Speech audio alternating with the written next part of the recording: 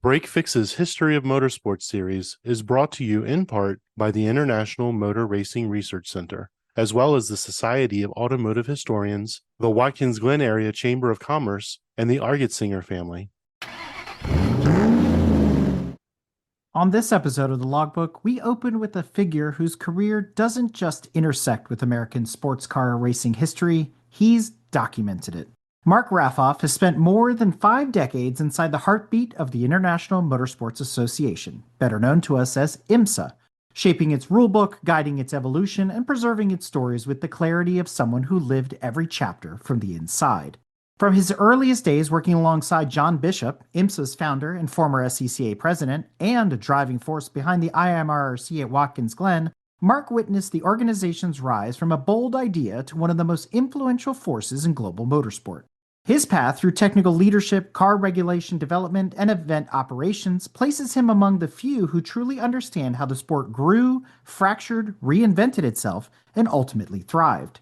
In his Gene S. Argetsinger keynote address, Mark weaves together vivid anecdotes and precise historical detail, tracing both his own colorful career and the remarkable 60-year arc of IMSA racing. It's a story of innovation, resilience, and personalities, told by someone who helped write the rulebook and later wrote the history itself. Mark is now IMSA's Senior Director of Competition and co-author with Mitch Bishop of 2 definitive volumes on the series, IMSA 1969 to 1989, the inside story of how John Bishop built the world's greatest sports car racing series, and IMSA 1990 to 99, the turbulent years of American sports car racing. Together, they form the written counterpart to the perspective he brings on the stage tonight. So without further ado, here is Mark Raffauf giving us a guided tour through 60 years of IMSA's influence, evolution, and enduring legacy. So please welcome Mark Raffauf. Thank you. So I'm going to try and give you 56 years of history in about 45 minutes. It's all visual. You don't have to read anything other than that logo, which I was inspired last night at the theater watching the film about Cameron and Gene Argetsinger starting the racing here, and wanted to say that John and Peg Bishop, who are given the credit for founding IMSA with help from people like Cameron and Gene, Bill France at NASCAR, they're from Cortland. JC and Duke's father was the one that convinced John Bishop to become the executive director of the SCCA in the 60s, which under his oversight created the Can-Am, Trans Am, and Formula 5000. The schism that was brought up earlier, or in that film, about pro racing drivers versus amateur racing drivers and the attitude of the SCCA at that time is what had John resign. And shortly after that, he got a call from Bill France in Daytona.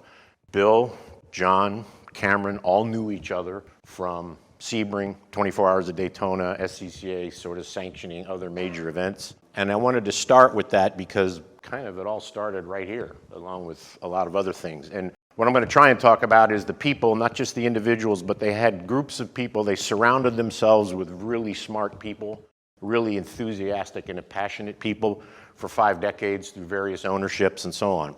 So I start with this. This actually resides in the IMRC. It is John Bishop's original artwork of the logo of IMSA from day one. It has a little water spot on the eye up there, so he was a little sloppy with his watercolors. Anyway, it all started with a phone call between these 2 guys, Bill France on the right, John Bishop on the left. They're sitting outside the Turn 4 tunnel at Daytona. Bill called them up and said, we need to do a road racing program with a NASCAR business mindset behind it. Away they went. So what was first? Pocono International Raceway. This is actually the cover of the program of the very first IMSA race at Pocono, which is on the little, I think it's an 1/8 mile oval on the tri-oval area. And I don't know that John designed it, but I bet he had something to do with it. So we started with Formula Fords.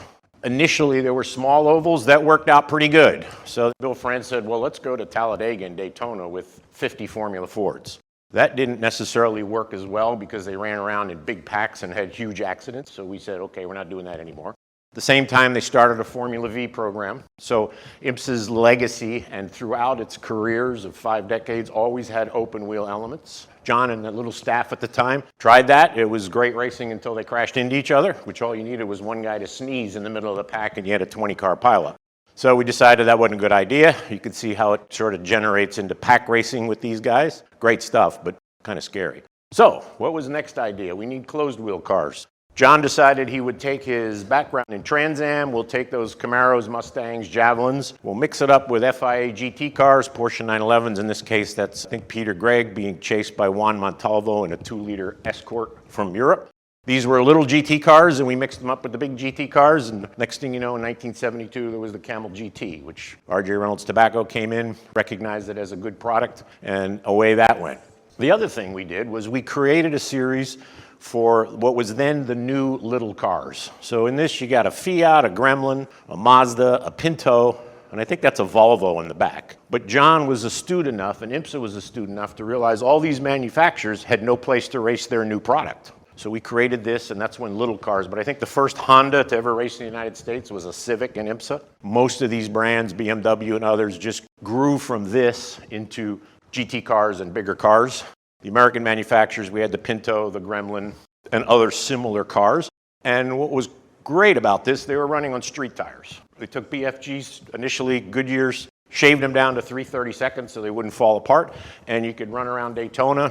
As an example, Tom Waugh in about 1975 did a closed course record at Talladega at over 150 miles an hour in an AMC Hornet on street tires.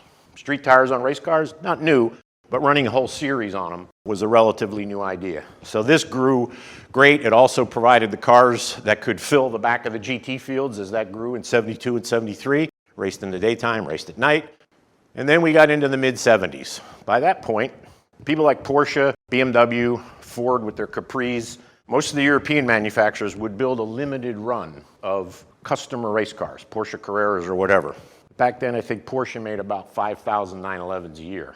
I think GM made about 300,000 Camaros. So to equate a Camaro with a Porsche was a technical problem. So John, and this is his original artwork, decided to apply what the FIA applied to the European cars to American cars, and he created, more or less by himself, All-American GT. This happens to be a Vega, which was replaced rapidly by the Chevy Monza. And that became the mainstay, along with John Greenwood's big Corvettes, to compete against the European brands. And that's really where IMSA's growth started in production car racing, which was GT cars. So that was the first AA GT car, which of course is a Vega. Looks a little bit like the drawing, but that didn't last long. And as back to more RS cars, this is a typical RS race at Daytona in this same time frame. Car and driver Pinto is up there. Nick Craw, president of the SCCA, is in the BMW in second. George Alderman, who drove in the first Formula Ford race at Pocono, is in the lead in turn 1 in the wet. The Monza. Al Holbert doing an engine change during the 24-hour race, a planned engine change, which wasn't really the best way to go about a 24-hour race, but they did it anyway. We did Formula Atlantics. We co-sanctioned the Formula Atlantic series in the era of Villeneuve and Rahal and Elliott Forbes Robinson. The Canadians did the Canadian races. IMSA did the US races. 1976 this is. I think this ski rule car, that's Villeneuve in the back.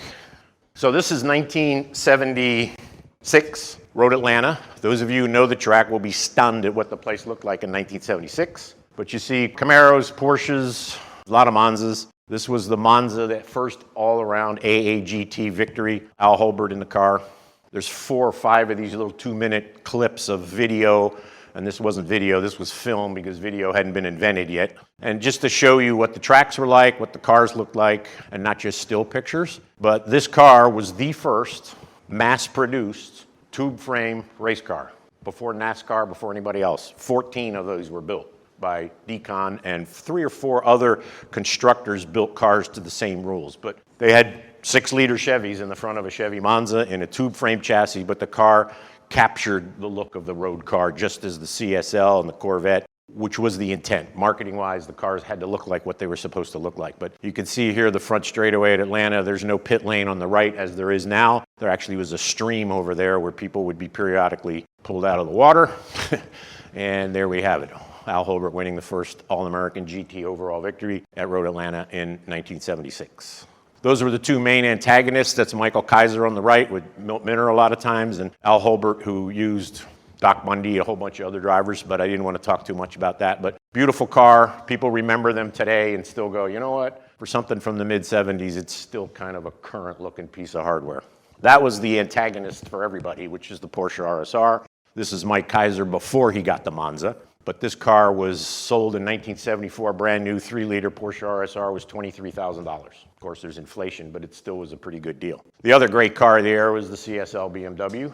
This came about in 1975. The factory decided IMSA in the US was the place to race. So they gave up their touring car program in Europe and brought the whole mess. Ronnie Peterson, Brian Redmond, Sam Posey, Alan Moffat. They brought the whole factory deal over here. They came to Daytona, didn't do too well. Moved into Bobby Allison's shops in Hueytown, Alabama, and converted the cars from European touring cars to NASCAR stock cars with triple door bars and stiffened them all up and then became the cars to beat because of that. That's a typical, let's turn one at Laguna in that same era, but Monza BMW, Carl Schaefer's big block Camaro, Porsche, Charlie Kemp's Mustang at the very top on the right, which was also an all-American GT car. And then we decided we'd go stock car racing. So we invented American Challenge. This is Gene Felton in a Buick Skylark. We didn't know what we were going to do with them, but we basically created a class. And I want to emphasize all of the stuff you see here. John Bishop and the staff at the time, we'd sit around and say, what do we need to have for our product? Our product is entertainment. We're not here to set the world on fire. We're here to entertain people. Go to places like Road Atlanta and Road America and have people come and watch. This is all before television as well. So we created this. We ran them with our GT cars for a couple years, and then Kelly came along and we ran 10 years of American stock cars, which NASCAR tried to do at the same time. Didn't work out as well as ours did, but road racing stock cars was a new idea. Again, sat around one day and decided, what do we need to do? We need something like that. We need these kind of cars to be on the racetrack in some way. Again, this is Riverside, BMW's out front, Ford Capri behind, gaggle of Porsches. Great shot of Holbert's car, beautiful cars, beautifully turned out. And then we got into Group 5. So now you see the beginning of the big wings and things and the extended front splitters. Car in the back is Chris Cord's Monza. The car in the front is David Hobbs in the McLaren BMW 320i Turbo. Also a factory deal, but run out of McLaren in Detroit. Group 5 came along, and again, it was the same situation. The OEs in Europe made 935s, a few of these BMWs, and then they became the dominant cars. John Bishop always wanted a product that the little guy private team could win the big races in. So Daytona, Sebring, there had to be something that you were not dependent on a car company to have a car, because after a year or two, those guys quit making them. So every generational shift, technically, in IMSA GT racing has been due to coming up with something new that would take the place of OE manufactured built purpose race cars and have it available to anybody who wanted to buy it. And that was an underlying theme for 5 decades.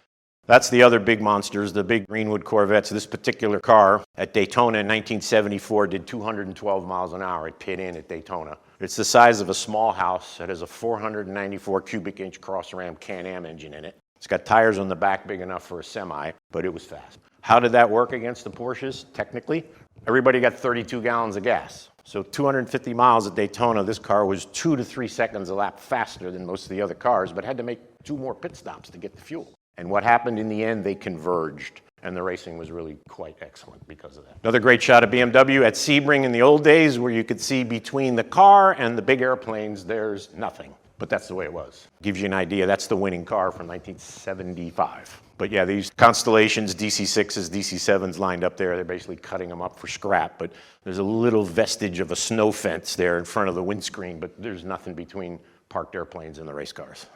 This is a shot from Daytona, same year, where there's actually trees there, which of course have been long chopped up by spectators for firewood or whatever, but there's no more trees in Daytona. Another good shot of Chris Cord's Monza, Mid-Ohio. Again, beautiful cars. This is now 1978, and this is a pretty important year, technically. 2 front row cars are factory 935 Porsches. One's a customer car, which is Kramer, and the other one is the Martini factory car. Behind them are the 2 in Altera GTP cars. GTP came about through a collaboration with the ACO and the Le Mans people to develop a prototype car that a number of private constructors could build and powered by engines that anybody could buy. So those 2 cars are powered by Cosworth, 3-liter Cosworths, kind of a detuned Formula One engine.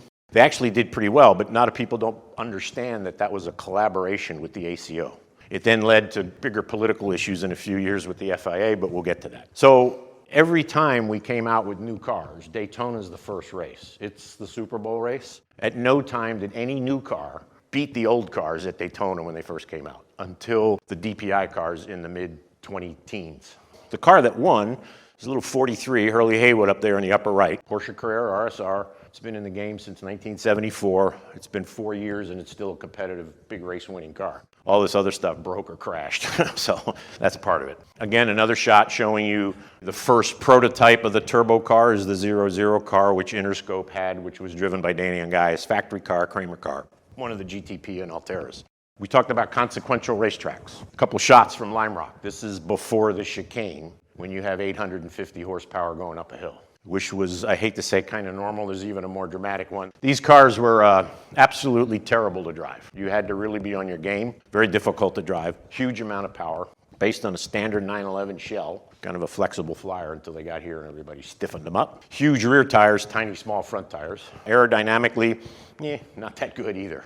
In those days, you could run a twin turbo setup or a single turbo setup with two different specifications of weight because of lag. No electronics existed yet to control turbo lag. So two small turbos worked a little better, but the big one made more power. So this is a rare photograph of Peter Gregg's two cars at Road Atlanta trying to decide which one he would race. One's a single, one's a double. Then they morphed into, this is JLP3. They began to get Kramer bodywork designed in California.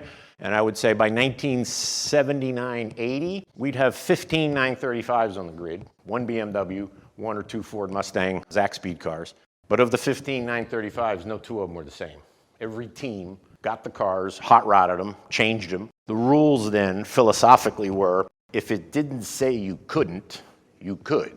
They had dry ice in the intercoolers. They had Freon sprays in the intercoolers for qualifying. And everybody said they were cheating, and we're going, well, no, it doesn't say you can't do that. So they're just being a little more innovative than you are. Try it, see if it works for you. So it generated a lot of diversity, hot rods. This is Laguna Seca. It's Ray Hall in the 9, and Fitzpatrick. Whittington Brothers, Ford Zac Speed Mustang. Pretty evenly matched in speed down the back straightaway at Daytona. A little lock up there. Yeah. But you could see Porsche, Paul Newman in a Nissan, Ford, somebody crashing the Andal car. But again, we got to another point where if you didn't have a Porsche 935, which you could no longer get, you had to build one out of a wrecked street car or something like that, and that's what they did. But we got to the point where it was all the same car with one or two exceptions, so we needed this GTP concept to generate something new. And that was the Lola T600, also the first customer GTP car. Built about 15 of those. That's the ultimate form of the 935, which by then, in 82, 83, was running full ground effects, still a rear engine car, but the only thing left that was a 911 would be the front windshield, cowl, and side windows. The rest of it, as you can see, is heavily different from a 911. Again, all allowed. Shot from Daytona. These cars were great. They had mechanical wastegates. They made all kinds of weird noises. Spectators love them. They burned a lot of excess fuel through the turbo, so every time you got off the engine, you got a big flame out the back, so it was kind of spectacular to watch these cars and hear them. They were not just a visual thing, they were a great sensory overload in every regard. RS cars, they're still around, running around on street tires. Now you see Datsuns, Gremlins, still Gremlins, Mazda in the back, BMW 2002. This series created an entire industry of people that IMSA tried to establish early on, who then made their entire lives their business in racing. Roger Mandeville with Mazdas, Amos Johnson. A number of people built their entire life and business starting with these cars. We always had a place, or always wanted a place, and this series in particular, along later with the Firestone Firehawk series, provided a place for the average guy to go racing. You didn't have to be elite, you didn't have to have a lot of money, but you could go out, you could have a great time. And I want to say, up till this point, one of the things IMSA did was we paid everybody something. You might have won $50. Back then, $50 was 2 nights in a hotel room. So you could go to registration on Sunday afternoon and get paid in cash to get home. But we did that for a decade. It was a completely novel thought process that you would actually get paid to do this, even if you were last. But that was the philosophy. We paid everybody, and it was appreciated. You also got an apple at registration when you went to get your credentials. You got Peggy Bishop would give you an apple, so that was kind of cool too. So this is a typical RS race at Daytona, mob racing. The only thing that made it better than Formula Fords is they had fenders and the wheels didn't come off. So there was a lot of stuff about that, but there's probably 10 different kinds of cars in that picture. But that was what it was all about. You know, little guys racing who then became big guys later on, and that was really important to us to make that possible. Road America. First race, Road America 500. Took us a while to crack the Cliff Tufty wall as well, but finally they realized that if they wanted to do this, they had to have a bigger race than what they had at the time. But this is the Road America 500 first year. You can see the crowd's great. The little BMW won that race, 500 miles. It's the longest it ever ran in its entire career, which is pretty good. The pit lane, no speed limit.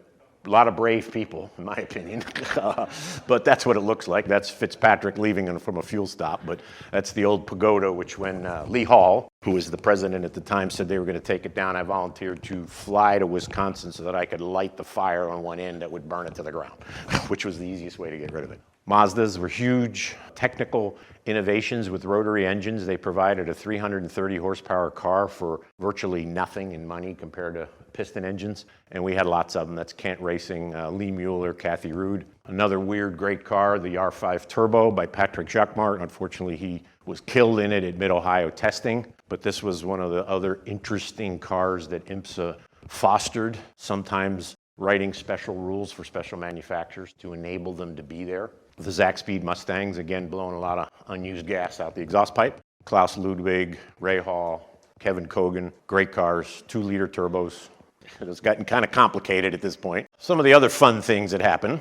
This is testing Fitzpatrick's 935 K3 the week before Le Mans on the highway in Germany. So the crews would go over and build up these cars at Kramer's and then take them right to Le Mans, but you had to run them a little bit. So took it out on the Autobahn, gave it a little stroll down the highway, right, with a Volkswagen next to it. So if you read the sign, let's see, Dortmund, yeah, Cologne, they were in Cologne. Basically, a lot of that stuff went on all the time. Sometimes here, but in Europe, it was routine to get a K plate, which is a Kramer plate. It was a dealer plate, but they just stuck it on the race car and took it out on the highway. So at this point, 82, we have 3 series. We have Camel GT. Champion Sparkplug was the RS cars. We had a 15-year relationship with that company. 12 years with Kelly Services with the Kelly American Challenge. And at this point, we started working with Skip Barber on the Barber Saab series open wheel cars, which generated people like Diego Montoya, Juan Montoya, Brian Hurd, a lot of IndyCar people. Paul Tracy ran in Skip Barber's beginning pro series. But that was just starting, and we were just contemplating. Another shot of Road America. Crowds were starting to get quite large at this time, late 80s, early 90s. The 935 kept morphing into more bizarre high speed. This is a Moby Dick version. Actually, it's the Andile car done in Preston Hens colors at Road America. But you can see it's quite a long way from a 911. It's flatter, wider. And then came this beast. This is the Lola T600, which was the first production series built GTP car. Eric Broadley told Brian Redman, I need 2 orders. These cars cost $75,000 in 1981. Get me 2 orders and we'll build them. And they ended up building about 15 of them. This was run by Garrettson Enterprises, who had run Porsches. And basically, Brian Redman won the first race as a true ground effects car with tunnels, which was a fairly new concept at that time. How differently the car could use the racetrack over a conventional car. The downforce and aerodynamic development, 2 biggest changes in this kind of racing in 40 years are tire development and aero development. The engines made 800 horsepower 45 years ago. That's no big deal. Cheaper to make that power these days. But aero and tires is what move these kind of cars. And in some cases, you'll see outside the boundaries of what the racetracks could handle. John and Bill France always had a theory that the car needed to be bigger than the track. And that worked until something bad happened. And then you had to kind of rethink that philosophy. So by the late 80s, these kind of cars had morphed into going to every racetrack we went. For instance, here before the bus stop, the end of the back straightaway was about 210. Laguna Seca, before they made the inner loop, turn 2 up the hill at the bridge, 205. Mid-Ohio, 210. Every track we went to, the cars were faster than Indy cars, and at the tracks we shared, like at Road America in Portland, cars actually did faster lap times than an Indy car. We were pushing that envelope by the late 80s. But again, some views, very simple. This is kind of, those familiar with Lolas, it's kind of like a Lola T70 from the 60s tub with a 6-liter Chevy V8. This is a Franz Weiss Chaparral engine car. 75 grand, the engines were like 35, 40 grand. So Porsche 935, when you could last buy one, was well over $200,000 from Porsche. And this was a much more cost-effective. Most of the teams that got these were not OE manufacturer related, but they were race teams and were in the business of racing, and we were trying to create an environment where they could be successful as teams with sponsors and everything else. So we kept morphing to new cars, and everybody says, well, how did you think of this? Pretty simple. We needed a car that was half the price, that could perform as good or better than what already existed. And then we figured out moving backwards from that end point of how to get there technically. And what was frightening is none of us were engineers, but there were simple pieces of this, which were the engine had to be made available to anybody who wanted to buy it. Car had to have two distinct things. It had to carry 32 gallons of gas. The driver's feet had to be behind the center line of the front axles when the pedals were depressed. This was the era where Indy and F1 guys all had broken feet and legs because they stuck out and they were the first thing to hit the fence when they went into it.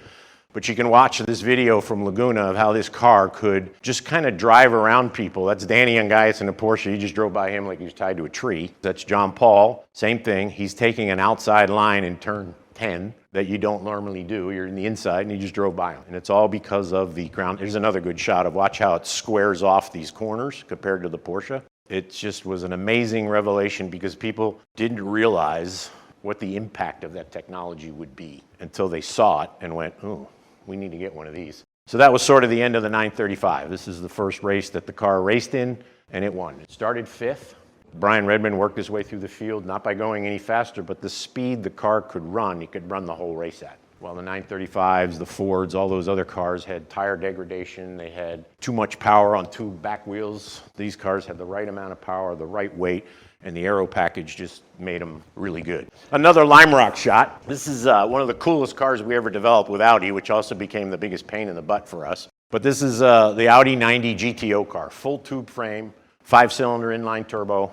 Hans Stuck, Hurley Haywood, and occasionally Walter Röhrl, the rally driver, who even people like Hans Stuck said when he showed up, I raced for second. The man was amazing. So this is Lime Rock again, doing wheelies up the hill. The intriguing thing was constant all-wheel drive car, which meant it applied the drive you wanted on each wheel based on the grip level that the car was sensing that it needed. It wasn't 20% front, 80% back. It was applying that drive to the wheels as it saw it needed. So the hard part of it was we started it out, Goodyear made them special tires, 14 inches wide. We realized after a couple of races, they didn't go to Daytona and Sebring because they didn't think they could finish. So they started on 14s. We summed down 2-3 races, changed that to 12. And then changed it to 10 a couple races later, and the end result was it made no difference. The 10-inch wide tires worked just as good as the 14-inch tire. Part of the reasons and the learning experience for us was technically what's going on with a car like this is the tire degradation is way better. The load of slowing down is spread over all four wheels. The braking was much better,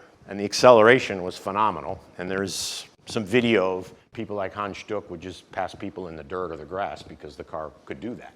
So the rest of the guys are like, what's he doing? He just drove me around me on the dirt. So it was an amazing car. It's probably, in my opinion, one of the coolest, most technically advanced things that IMSA created. We did some other stuff, but this one was sort of a challenge for them and us to do this. They won the Trans Am the year before with a car, an Audi 100, made out of a real production shell. This has nothing to do with that other than the greenhouse silhouette and so on and so forth. But spectacular car. 2 remain. One is here in the USA and one is in Germany. And the significance to Audi is when they just showed their first concept Formula One car, the car that's behind the Formula One car in their display is that car. Not the R8 prototype, that's off to the side, but that car is right there. That embodies Audi's performance thing, and it's 1989. Pretty amazing what they were able to do and how they did it. Some more pictures. Here's the Lola's now taking the front all the time. And then Bob Tullius showed up with Jaguars with big V12 engines. One of the only teams in history whose people were always dressed in white and never got dirty. Not sure how they did that, but I think they had enough uniforms in the truck that if you did, you had to go change right away. But yeah, how many people have white crew guys, you know? Beautiful car, Lee Drykster design, actually originated by Mike Dale, who was the head of Jaguar USA, had nothing to do with England. They didn't want anything to do with it, so they did it here themselves. Again, one of IMSA's goals was to provide the industry, designers, constructors, the opportunity to make a living and a business in this kind of racing. So another example of that. Beautiful car. This is the hairpin at Miami in the first street races, which is the next sort of episode where we talked about racing on roads. Well, it came back with a vengeance in the 80s. At one point, we had 5 downtown street races. Different concept, which was we're going to bring this show to people in their face, which is going to mess up their town for at least a month. So they'll know it's happening, okay? The buses didn't run. We messed everything up. But when all said and done, we turned on a lot of people to the game that would not have otherwise ever seen it. And it was spectacular to watch. Another innovation, the first plastic engine. It's Torlon 2-liter. Most of the internal components are carbon or plastic, sponsored by Amoco. It actually got 2 podium finishes in Camel lights. This is also early 80s. So we had a lot of innovative stuff going on and welcomed it. You know, we looked at what we did as a place for people to try new things. Some of them worked, some of them didn't. But I threw this in here only because a lot of people don't know about it, but it actually scored 2 third places in a pretty competitive category in an engine made out of plastic. This is interesting. This is John Bishop's original drawing, which he drew in the meeting when we started arguing with Porsche between the 956 Group C car and our desire for a different kind of car. So what's different? We put out our GTP rules with the ACO in 1980. It required that engine to be available, no aluminum roll cages, which the FIA insisted was okay, which never was. Everyone we ever saw failed. And the driver had to be behind the front axle. John actually sketched this in the boardroom at Porsche at Stuttgart and showed it to him and says, here, you can lengthen it in the back or you can lengthen it in the front, but you got to make it longer to get the driver moved. And you can't have aluminum roll cages, and you got to have an engine that everybody can get. So the Group C formula, for those who don't know, was a fuel formula. World Endurance Championship, Le Mans, took kind of the same thing. The 56 version, the Group C car, which was shorter, driver out front, it's the one that Stefan Belloff was killed in at Spa, and it probably, I don't want to say it would be avoidable, but the way he was positioned in the car and what happened to the car was tragic. Should not have been that bad, but it did. They lasted about 2 years, and then finally, after some bad accidents in Group C, they adopted IMSA's GTP rules because it made sense. And again, none of us are engineers, but we just looked at this thing and said, this can't be right. There's a better way to do this. And we just did what we thought was correct. 956 is probably the least successful Porsche car in that regard. And the 62, I think they built 145 of them. So you think about that, 145 race cars that started at about 300 grand and at the end, a decade later, were 700 grand, but they still built 145 of them and sold them. So that's what the fields kind of look like. You got a Porsche, Buick, March, Jaguars. We had a lot of diversity. We had 9 OE manufacturers in GTP in the 80s, as well as I think 5 or 6 more in Camel Light, which was a lower division using normally aspirated engines, which is kind of where the gentleman guys went because it was an easier car. These things started getting really fast. Miami, this is what street racing was like in the early 80s. Biscayne Boulevard on the right, pit lanes to the left. You could see cars coming around turn 1. It was amazing to do this. I remember the first race had Sterling Moss as the color commentator on TV, and he was just fascinated because street racing at that point was pretty much Monaco. That was it. So we did this, then we did West Palm, then we did San Antonio, then we did Columbus, then we did New Orleans, and we just kept going. And the economic benefit was huge. The pushback from people whose businesses got messed up and couldn't get on the bus and everything else was equally great. Noise wasn't that big of an issue because everybody knew it was going to be noisy. Just to give you an example, Race Control, the high-rise building on the left was a new building, and we were like 20 stories up and had a commanding view of the entire area. This is right along Biscayne Bay. The cruise ship port is to the left. It was just spectacular. Great idea. Firestone Firehawk, all right, other great idea. We took street cars, told everybody to take the carpets out, put a bolt-in roll cage in it that you could take out if we asked you to take out. In other words, it could not be firmly affixed to the car. It had to be bolted in, steel. Fire bottle, that was it. Belts and a seat. Go race it. So those were street cars, which everybody said, there's no fuel cells. There's none of this, none of that. The standard of construction of these cars in that day was such that they were 5 layers of steel around the fuel tank already. It was past the Ford Pinto I Explode experiences of a decade earlier.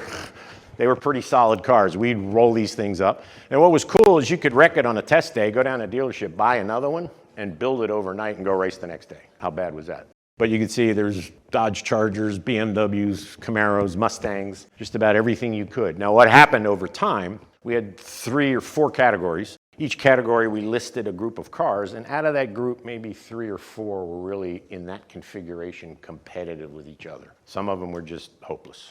You didn't want to run Peugeots. They were terrible, but people tried. Picture of a Jaguar V12, 6.5 and 7-liter engines, based on the production Jaguar engine. Beautiful sound, very competitive. Another great picture from Sebring where you can see this Porsche is going down Hangar Straight at about 180, and there are people sitting in the grass to the left, and then there's a chain link fence, and then there's more people. And somehow we didn't manage to kill anybody, though we certainly had all the parts to do that. No big accidents, but not what we do today. But this is about mid-'80s, Bruce Levin's car. Daytona at night, just a cool shot. That's a Nissan GTP car, in the last one. And an interesting thing is what's shown this week, of course, with endurance racing, we got the moniker of racing with a difference. We race at night and we race in the rain, and sometimes we race at night in the rain, which makes it really nasty. What I'm trying to illustrate here is just how people have adapted these cars to take on different race lengths, different kinds of racetrack. Angling the lights out so that you could see where the wall was essential. This is pre-live TV during the races, so now it's lit somewhat better. You can actually drive Daytona at night without headlights. People can't see you coming, but you can see where you're going. But back then, you had to have lights, and they had to work this way. And places like Sebring, the old 5.2-mile track, part of which was that 86 Haviland car, if you lost your headlights or your alternator or your battery went dead, there were times where guys just stopped and had to wait till the end of a session because they couldn't find their way back to the pits. That dark. Certainly at speed, you wouldn't even try to. Pretty heroic. If you won there in those conditions as a driver, it was not just consequential, it was heroically consequential, okay? Castrol Jag, these are the English cars from Walkinshaw. They replaced, Jaguar finally adopted the GTP concept for Group C as well, so they were able to build new cars. Came in a variety of forms, V12s at 7 liters, twin-turbo V6s. The XJR 14, which comes up later, was the Ross Braun design, Formula One designers' version of a car powered by a Cosworth. But really super big program, Castrol, yours truly at the Ferrari Museum. I throw this in there for my own benefit, but I was the guy that had to go over there and homologate this car, Ferrari F40, which is 1989, to run in GT racing, both in the US and Europe. So whenever I go back there, they always remind me. I did 2 cars with Ferrari, that one and the 333 SP prototype, which will come up in a bit. So this one sits in the Ferrari Museum. Hurley Haywood actually drove it. People don't realize Hurley Haywood drove Audis, he drove Porsches, he drove Ferraris, he drove Jaguars, he drove a lot of stuff, but he lives and breathes Porsches. Great guy. Daytona, Castrol, banking early in the morning. They won in 90 and in 88. Another beautiful piece, the Nissans. Hard to miss these cars. This is the 2nd generation GTP car. Okay, this has got some nasty accident stuff in it. This is where I talk about how the cars exceeded the racetracks. What's going on here is Road Atlanta has not got a chicane. It is a flat out turn 7 to turn, what is now 12, run, 210. There's a dip in the middle. The dip and the downforce at this point, these cars were running 7,500 to 8,000 pound rear springs. They needed springs like that to keep the car from grinding into the road. That plus the weight of the car, you go down in a dip at 200 miles an hour, what's going to happen? The tires are going to explode. It's a little gruesome, but nobody got seriously hurt. Same race, both cars. There was a third one with the Toyota, which managed to get back to the pits because it landed right side up. These guys didn't. Pretty destructive. So this is when we started thinking about, okay, this stuff is simply going too fast. We don't need to go that fast to put on a quality show, to put on good entertainment. We're not in the business of wrecking this stuff this way. After that particular race, Goodyear refused to supply tires to these teams until they told them actually what the downforce potential would be, because the cars just exceeded what they could possibly do. So some other footage from this era. Holbert was the dominant car of the 80s, followed by the Nissans in the late 80s. One of IMSA's most iconic car, Lowenbrow car. Jan Lammers put that one in the fence when he went out of the pits with cold tires and new brake pads. Oops, which is still happening today at Daytona. Sebring again. That's turn 1 before there was the change in the track, the original Nissan GTP car. So at this point, we had 5 or 6 major factory teams. We once again were struggling with a privateer cannot get the hardware to be able to compete with these people. Starting to think about what's next when this goes. We also were made aware at the time that R.J. Reynolds, because of federal law, would have to stop their sponsorship in 1993. So we had a number of things going on into the next decade. The Bishops and the original stockholders, the Francis and 2 other groups of stockholders, sold IMSA to a businessman in Tampa who was also the promoter of the St. Pete Grand Prix race, Mike Cohn and Jeff Parker. It wasn't the best idea. Neither one of them were racers. If you want to read the gory details, I wrote a book about it with George Silberman, my compatriot with this. They would do stuff like, Mike was a construction guy, so he would take the purse for the 24 hours of Daytona, and he would use that to bond jobs for the state of Florida. I can say this now because when he finally got caught up, he did 15 years state and 15 years federal, non-concurrent, just got out of jail about 2 years ago. It was strange days, but basically He lasted 3 years and then basically sold to another guy who actually was a great guy, Charlie Slater. But the guy who talked Charlie Slater into buying it was the same guy that talked Mike Cohn into buying it. He was the promoter at Tampa and St. Pete, both of which were temporary circuit events that failed. Mid-90s, in spite of all these underlying bad things going on, we exported our GT stuff first to Japan, and we took anywhere from 6 to 8 cars and helped the JAF develop what is now Super GT. Super GT cars are essentially derivatives of the car on the right, which is a 300ZX Cunningham car built in California. And just to show them, Nissan set this up at Fuji. There's the road car, there's the race car. The whole idea was to capture the spirit of the street car, but make it a real race car. That makes it cheaper to run. We brought 6 or 7 cars at their request. We ran 2 years at Fuji, 1 year at Autopolis, I think, so 3 races, where they started running Nismo Skylines, modified Group A cars, and started developing a tube frame structured car, which then grew into what they do now, which is very similar to this, even beyond that, without much help from us other than bringing a variety of GTO and GTU cars and American Iron and opening them up and letting all their OE manufacturers just come and look at the cars and ask questions, how they made, what do you use, and so on and so forth. It too developed their own industry of parts and component manufacturers for their own cars, which is great. That was one of the big goals of IMSA, was always to focus on that. Chevy Intrepid, Wayne Taylor, 1991. 1991 was the most successful GTP year because every OE manufacturer won at least one race, which rarely happened. The last 962s, this is Rob Dyson's, quite a bit different than the earlier Holbrook pictures. A lot more aero stuff on it. Triple element wing on the back, which originally was one element. The car won races in 1984, and it won its final race in 1993. And the reason I bring that up is the original layout of a GTP car, John Bishop drew on a piece of paper in his office in front of myself, Roger Bailey, and Charlie Rainville. And that drawing remained in the IMSA rulebook for a decade unchanged. So when people talk about stability, people like Rob Dyson invested in these cars and he raced them for 10 years. Modified them, but it's the American hot rod mentality. You got to fix it somehow. There's the XJR14, brilliant car. Look at the size of the aero device on the back of that. The spray gives you some idea what's going on, but the air going under the car. This car, Davy Jones said many times, 73 to 7,500 pound rear springs on it. But it's basically a Formula One car with a 3.5 liter engine, widened tub, holding 32 gallons of gas. Great little car, super quick. Davy Jones was one of our really good drivers, but the best comment I ever heard was Tony Dow, who managed the British cars, said, Davy Jones has wrecked every model of GTP and Group C car we've ever made, at least once. So, you know, you get guys that are really fast, but you got to expect them to damage the hardware occasionally or total it, as he did a few times. Then came the Toyotas. This is Gurney's effort. These cars were a culmination of 3 generations of previous designs and became the dominant cars. What's really unique about this car is, if you notice, there's no holes in it other than the hole in the front. All of the air going through the car created added downforce inside the car on a second floor. All the air for the radiators, intercoolers, and the only thing sticking out are those 2 little black things, which are brake ducts for the rear brake. But everything else went through the car. The tall scoop on the side was an intake for the turbo, just because it needed the cleaner air, because at the time the air got from the front to the engine bay for the turbo was pretty agitated. These cars also ran 7,500 pound springs. It was a 2.1 liter engine running 125 inches of boost and could make, if they wanted, 1,000 horsepower out of a 2 liter. They didn't run that long that way, but it was there if you wanted it. Great cars. Having Gurney in the series from GTU to GTO to GTP for close to a decade was a treat. Wonderful man. That was the year they won, 24 hours, 93. We had carbon brakes by then, as you can see. This is Japan. Here's the group of cars we took to Autopolis, 7 of them, the whole group.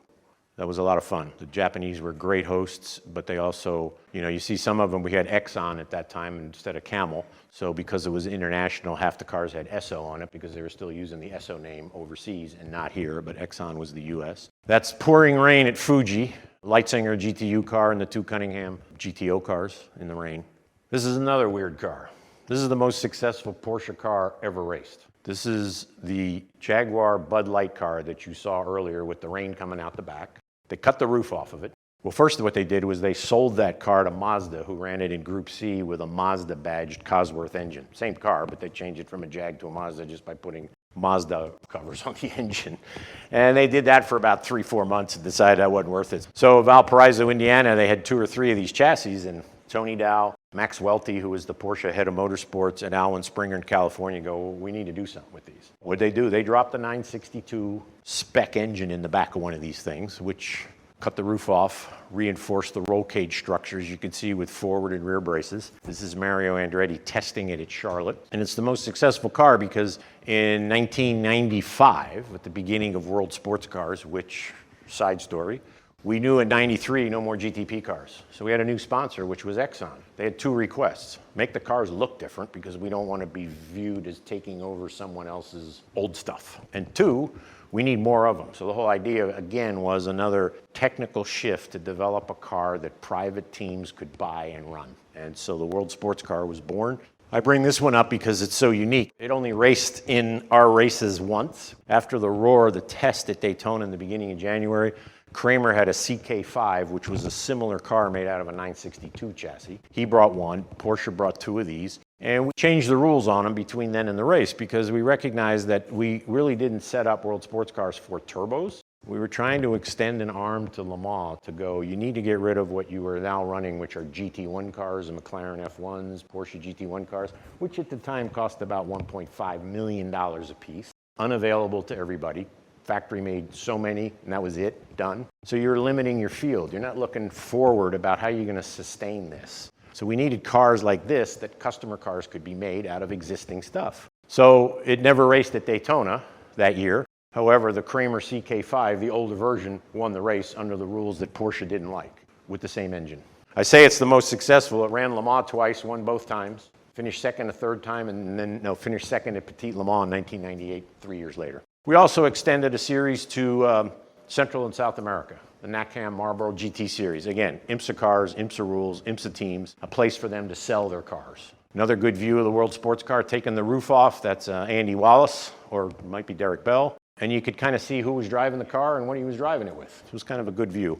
James Weaver and Rob Dyson's Spice with a Ferrari engine in it. Again, all that stuff was generally available. Wayne Taylor won the first championship in a rotary-powered car by not winning a race, but finishing in the top 5, I think, 12 times. The car of the decade is clearly the 333 SP. This car, again, I went to Ferrari with Giampiero Moretti, met with Montezemolo and Piero Ferrari, and said, we need a customer car. So they committed to making this car solely for customers. Ferrari never ran one themselves. Pure customer car is exactly what we wanted. It wasn't that expensive. As Piero Ferrari said, the little badge on the front end, that's $25,000 just to get the little badge on it because it's a Ferrari badge. So there was a little inflation to that, but you bought a car, you got an engine, 4 corners, and a full body and a transmission for about $750,000, and that was most of the parts you needed to run a whole season, including the car. It's a great deal. Rob Dyson, the other great car, was the Riley.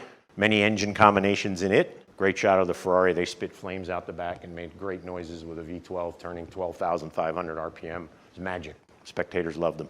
GT cars, still the mainstay. 99, Audi and BMW showed up. At this point, the ACO and the FIA adopted IMSA's World Sports Car rules, but then had to put their mark on it. So they put bigger engines in it and put aerodynamic diffusers on them on cars that weren't designed to have them, which immediately obsoleted all the Ferraris and made the Audi and the BMW cars. That's a 6-liter V12, the car to have. As you can see here, all the old cars are in the back. The 2 Panoses, the 2 BMWs, the Lola's a new car, but then you got the Ferraris and the Rileys in the back, and they could no longer compete with the cars at the front. Grand Am comes along, 1999. 1997, George Soberman and I left when Andy Evans acquired IMSA, which was the 5th owner in 7 years, and decided we didn't like to work under his ethics. So IMSA got split in half. Half of the people, the management and director type level people, ended up in NASCAR Daytona. The rank and file people, part-time people that ran the races as race staff, ended up getting the contract to run the ALMS with Don Panos' program. Again, new car. We had to get rid of the old World Sports cars again. Grand Am did Daytona prototypes. Interesting design. Ford, Lexus, Ford. That's a Doran, which became a Dallara, Riley. So what happened there was the benefit Grand Am had was at the time, International Speedway Corporation, we had Daytona, we had Watkins Glen, we had Phoenix, we had Fontana. We had racetracks that we owned that let us race there reasonably. The ALMS had Sebring and Atlanta, and we both would pick up Mid-Ohio or Three Rivers or some other events to build out a schedule. We used to go to the Glen twice. We used to go to Daytona twice. But basically, For about 6 or 7 years, these two things ran in parallel with opposite philosophies. One was cost effective, lots of cars, all prototypes in that shot. There's no GT cars. ALMS had OE manufacturers spending a lot of marketing dollars, but they didn't have very big fields or lots of cars. They had a connection with Le Mans, and eventually by the early teens, I don't want to say one was better than the other, they were two different philosophies, but Grand Am had pretty much caught up and passed TV viewership on the car count and on the spectator attendance at events. And then the smarter people got involved and said, why don't we combine these two things and make something better? And that's where we are today. We also did some cool stuff. This is Mike Shank breaking the world closed course speed record at Daytona, which was held for 20-something years by the Mercedes C111 done at Nardo in Italy, which I think is a 7-mile or a 9-mile oval. He beat it with a 3-liter EcoBoost turbo production engine. But you could see the line. You could see the 4 decimal points. Pretty high-tech stuff when we would do stuff like that along the lines of Bonneville. Then DP version 3, these are the Corvettes, the final version. There were 3 generations of DP cars. Then the ALMS, you have the Audi, the Corvettes. They were definitely the ALMS cars. Panos, this is a classic end of race. This is Jörg Bergmeister, and I forget who's driving the Corvette. It's not very friendly at all, as you can about to see. Oh yeah, see that? That's a wall. That was to the flag. So the Porsche won the race. The Corvette was second, but crossed the line backwards, shedding parts. But luckily, I didn't have to have anything to do with that. Vipers, another Corvette. Beautiful cars. Now we're getting near the end. This is DPI. DPI followed the merger between 2 years of running ALMS and Grand Am cars together and then creating a new car. This is very similar to the car we have now without the hybrids. So at this point, IMSA is starting to really boom. When I say boom, record crowds, great TV numbers, social media is exploding, and it just grew from this point to where we are today. This was last lap at Petit Le Mans.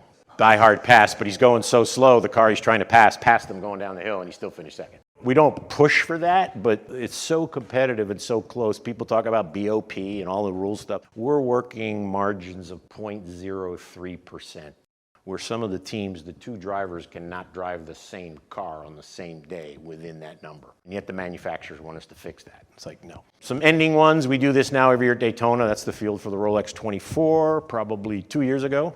Turn 1 Sebring, just GT cars this time. Huge. We have 18 OEM partnership agreements with car manufacturers, most of anyone in the world right now. Penske's Porsches.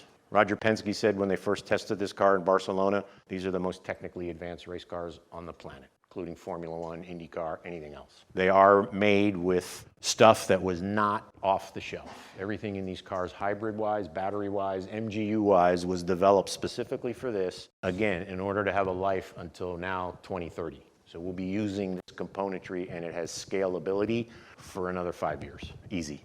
Cars are really cool. They do really great things. They leave the pits on the electric. They have no alternator, and they just hit the ignition button, and the car starts itself from the electric.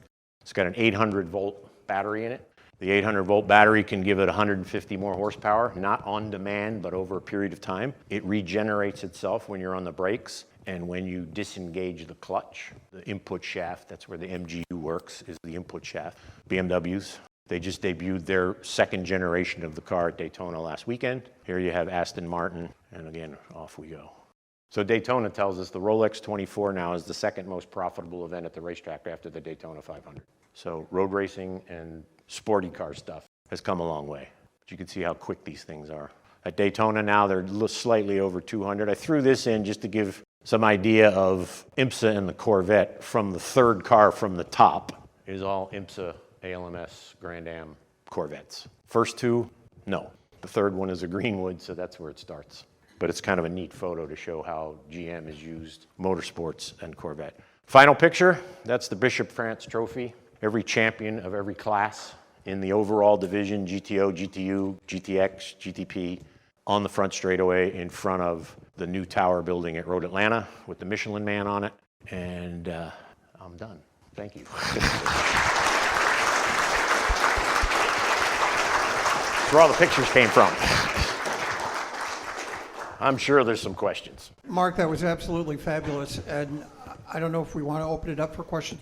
How old were you when you started with John Bishop? I had just turned 16 in the spring of 1974. And I did my 50th 24-hour race this year of only 2 years. 1 year I was actually kind of helping John Cooper at the Speedway after Andy Evans took over. George and I went over there at their request. And then by 99, I was over there regularly beginning to make Grand Am for Bill Jr. and Jim France. Been a great run. I think the most important thing, which I could talk to, the cars are cool and the events are cool, and I took a lot of notes, but the people you have the opportunity to work with, your parents, John and Peg Bishop, priceless.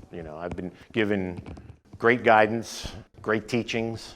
Was told day one, you can make every mistake you want once. Second time, we're going to start thinking you're stupid. And I said, okay, I don't want to be stupid. That was a direct quote.